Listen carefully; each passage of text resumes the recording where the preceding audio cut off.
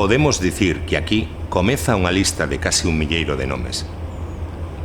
Ás 4:20 da madrugada do 30 de xullo de 1936 era fusilado no interior do Arsenal o primeiro veciño asesinado polo franquismo en Ferrol, un oficial maquinista acusado de sedición a bordo por defender a República no acoirazado España.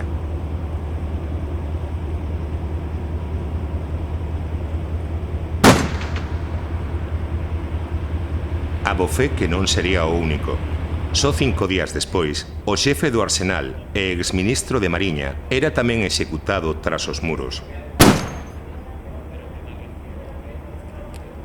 Máis de 150 persoas foron fusiladas nesta base militar por sentenza de consellos de guerra da Armada.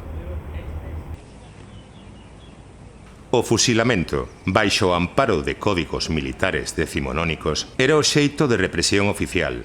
Porén, os paseos aínda resultaban máis doados de xustificar.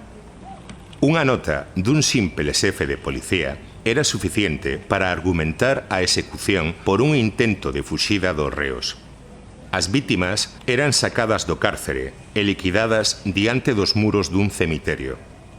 O 16 de setembro do 36, 16 republicanos, entre os que había traballadores do naval, administrativos, 2 gardas municipais, un cociñeiro, un mestre de música, un carpinteiro, un albanel, un concelleiro de Fene e un mozo de só 18 anos afiliado ao Partido Comunista Ferrolán foron asesinados neste camposanto de Serantes mediante unha execución conxunta e soterrados baixo unha fosa común.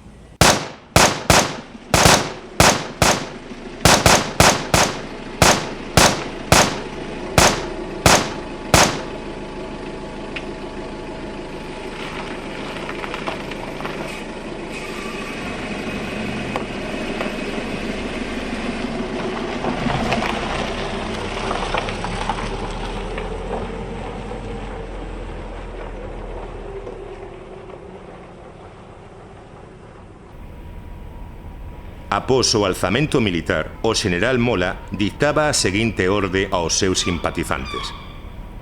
Es necesario crear unha atmósfera de terror. Hai que crear sensación de dominio, eliminando sin escrúpulos ni vacilación a todos los que no piensen como nosotros. Tenemos que causar una gran impresión.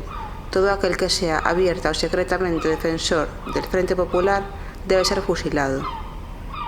Os almacéns da Escollera e San Campio, sumados a algunhas embarcacións, eran utilizadas como prisións naquela época. Un reo que estivo aloxado nunha bodega de carga do buque de pasaxe Plus Ultra durante máis de 10 días na máis absoluta escuridade, narraba así as terríveis xornadas acompañados de outros 200 homes. O lugar ao que eran conducidos era a entrada da dársena militar, e debido á escasa distancia entre a Escollera e chamada Punta do Martelo, escoitábamos os berros dos presos chamándolles asasinos, criminais, etc. E despois dos berros escoitábamos os disparos de fusís e tiros de gracia.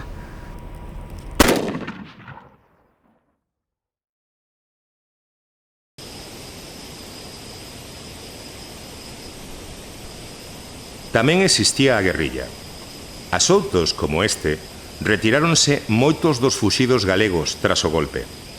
Entre 1939 e 1954, 123 persoas deron a vida nunha resistencia armada galega contra o franquismo, calificada Galicia pola Dirección General de la Guardia Civil en 1948 como la primeira zona guerrillera de España. Os últimos 2 anos de vida dun guerrilleiro muardés foron atroces para a súa familia.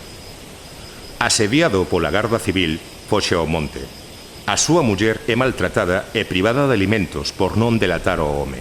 Desterrada durante 1 ano en Valladolid e separada dos seus fillos, ingresa posteriormente no cárcere da Coruña ata que matan ao seu marido. Viúva de 38 anos e estigmatizada, recupera aos seus nenos sen pensión e na pobreza máis absoluta.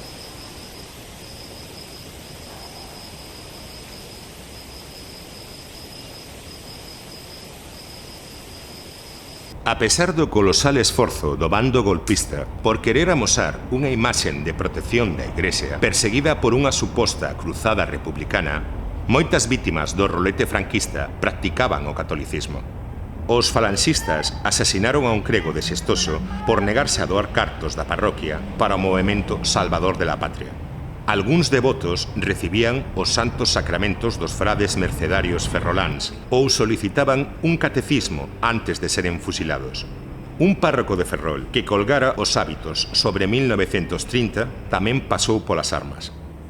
Porén, o engranase propagandístico dos sublevados debía introducir unha mensaxe clara na sociedade. Os defensores da República eran firmes inimigos do entorno eclesiástico. Por iso, en 1938, decidiron dar unha lección. Executar, no mesmo día de Nadal, no castelo de San Felipe, a dous veciños. Un xornaleiro do naval de 32 anos e un mariñeiro de 26. A fortaleza, noutrora baluarte e referente defensivo da cidade, foi un dos principais escenarios de fusilamentos na guerra.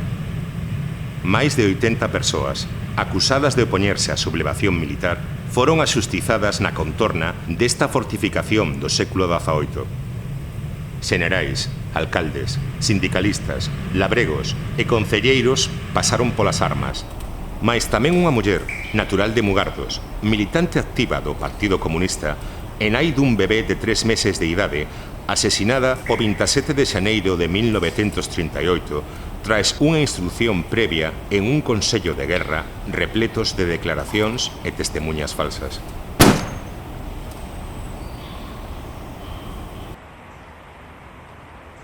Desde logo, esta non será a única.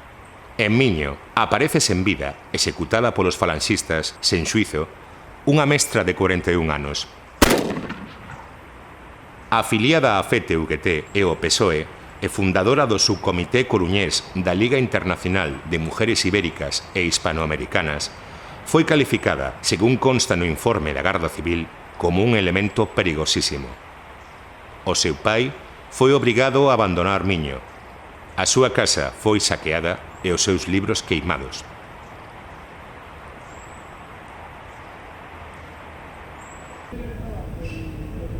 Tamén no antigo cemiterio de Canido, lugar de enterramento tras paseos e detencións ilegais dun enorme número de víctimas, acabaron coa vida de 5 mulleres de entre 22 e 50 anos, algunha delas nai de 4 fillos, pertencentes ao Grupo Socialista Feminino e Agrupación de Mujeres contra la Guerra y el Fascio.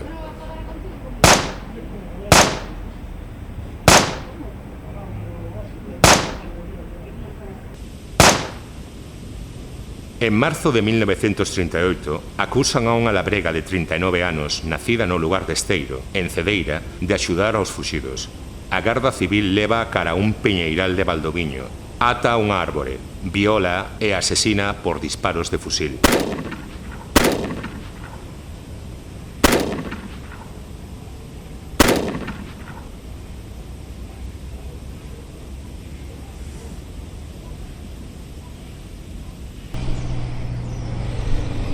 O enseñamento na represión era habitual.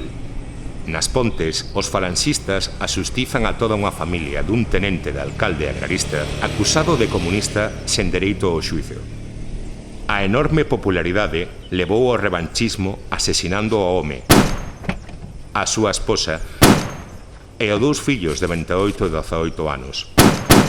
A única sobrevivinte foi unha filla que fuxiu cun tiro nun brazo.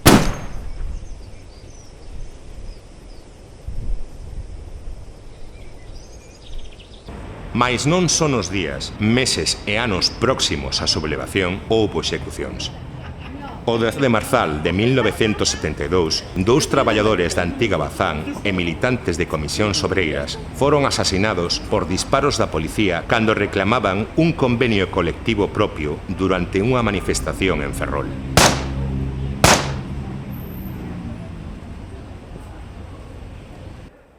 O 12 de agosto do 75, no crepúsculo da ditadura franquista, a policía matou con 3 tiros polas costas a un mozo de 25 anos na Rúa da Terra.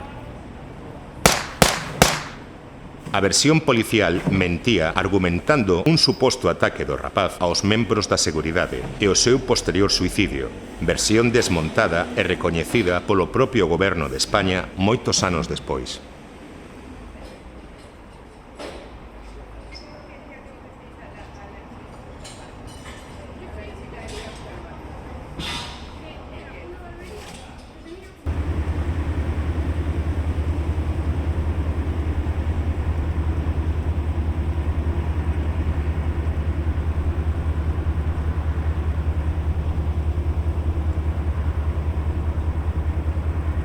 Podemos dicir que aquí comeza unha lista de casi 1 milleiro de nomes. Ás 4:20 da madrugada do 30 de xullo de 1936 era fusilado no interior do Arsenal o primeiro veciño asasinado polo franquismo en Ferrol.